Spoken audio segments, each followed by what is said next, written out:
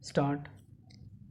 The trial court, after analyzing the evidence, found that there were few contradictions in the statement of PW1 and her daughter PW2 with regard to the period of stomach ache and the duration for which she was on medication by the local doctor oblique private chemist Stowe. However, in the opinion of the Sessions Court, these were very minor discrepancies. Stowe. The Sessions Court noted that the prosecutrix was only 9 years old child when the incident happened and she was only 12 years of age when she reposed in the court, and therefore it could not be expected of her to report each and every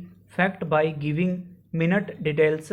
Stop. The trial court further observed that both the witnesses withstood the test of credibility, as even after undergoing detailed cross-examination their depositions on vital aspects remained firm and could not be shaken. Stop.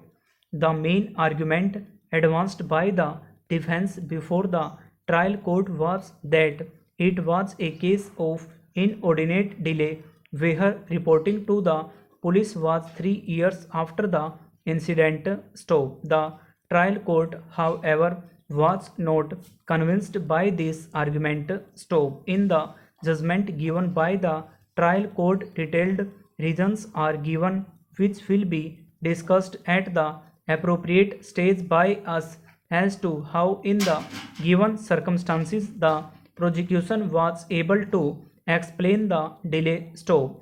Taking aid of various pronouncements of this court on this aspect, the trial court concluded that the said delay had not dented the case of the prosecution. Stop.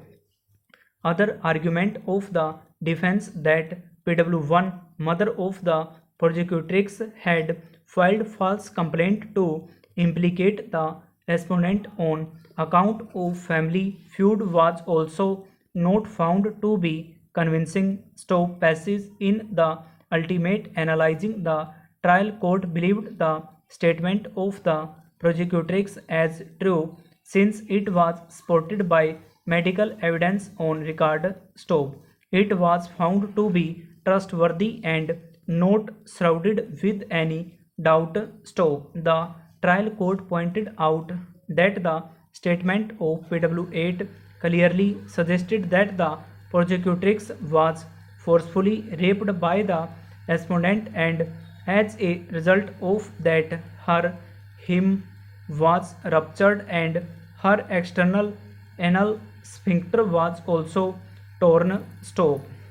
Even internal sphincter was not continence. Stop. She found that anal sphincter of the prosecutrix was not functioning properly.